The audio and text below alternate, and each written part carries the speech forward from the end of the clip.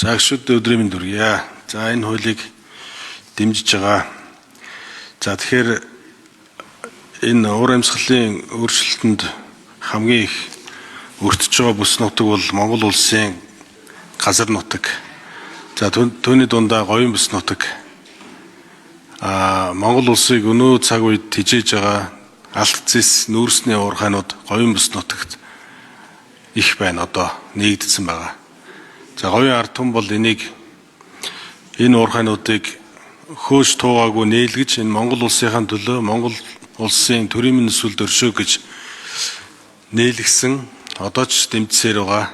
За энэ уул уурхайн сөрөг нөлөөлөл бол маш ихтэй байгаа.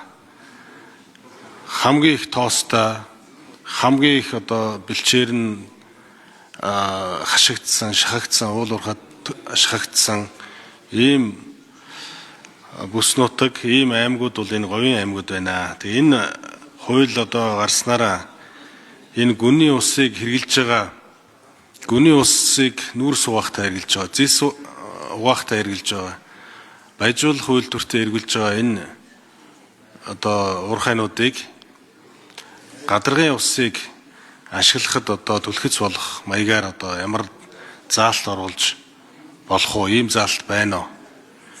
Тэгэхээр энэ бол уур амьсгалын өөрчлөлтөнд өртүүлж байгаа гол зүйл бол гадаргын гүний усыг нь сороод ашиглаад байгаа маа.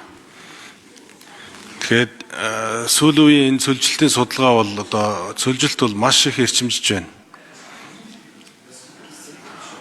Одоо гар худгууд бол бараг байхгүй боллоо. 200 метрээс ус гарахгүй болсон. 200 метр өрөмдөд ус гарахгүй болсон. Тэр гар худгууд бол хуучин тэр хавийн айлууд одоо бүгдийг усаар хангадаг байсан ийм худгууд одоо огт ширэгдсэн байна. Тэгэхээр энэ гадаргын усыг авчрах энэ хоёр том одоо говьруу ус татах төслийг дэмжихэд энэ хуульд одоо нөлөөлөх тийм заалт байна уу? Уур амьсгалын өөрчлөлт ч ерөөсөө энэ усан дээр л байгаа. Усан дээр л байгаа. Тэгээ гүний усыг хойч үедээ үлдээе. Гадаргын усыг нэг 2-3% энэ одоо уул уурхайн төслүүд дээр хэрэглэе гэд бид одоо сүүлийн бараг 20 жил ярьж байна. Одоо энэ парламент энэ дээр одоо онцгой анхаарах ийм парламент. Тэгэхээр энэ уур амьсгалын өөрчлөлтийн тухай хууль гэдэг бол энэ гүний усыг хамгаалах, гадаргын усыг ашиглах дээр бол энэ онцгой заалтууд байх ёстой. Энэ дээр ямар одоо зүйлүүд байна вэ гэдэг дээр хариулт авъя. За болормоо гişүн. За Сэддорж гишүүний асуултанд хариулъя. За энэ хуулиар нэг хоёр ойлголт гарч ирж байгаа. Ногоон санхүүжилт, уур амьсгалын санхүүжилт гэж одоо хоёр ойлголт гарч ирж байгаа. За яг одоогоор бол эдийн засаг хөгжлийн яамд бол ногоон санхүүжилтийн хилцс гэж байгаа боловч за яг энэний чиг үүрэг нь бол ямар нэгэн хуулиар зохицуулагддаг байгаа.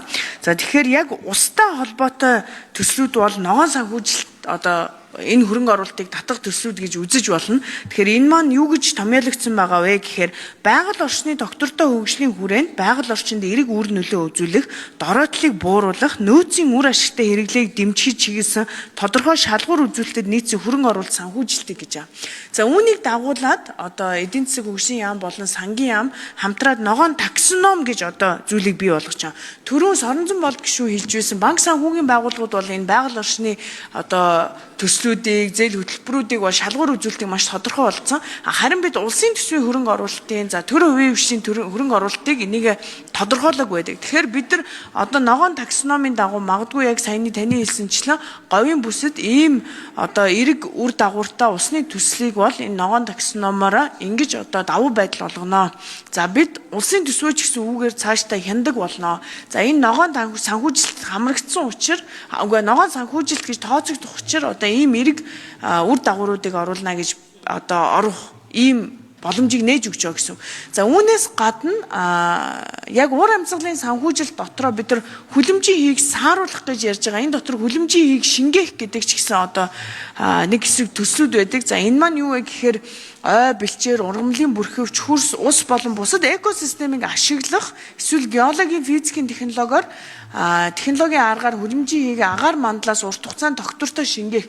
Тэгэхээр магадгүй одоо усны төсөл дундаа хүлэмжийн хийг шингээх одоо цаашаа сааруулах ийм шин чанартай төслүүдэд ч гэсэн карбон зах зээлээр дамжуулаад санхүүжилт босгох боломжтой болно гэсэн.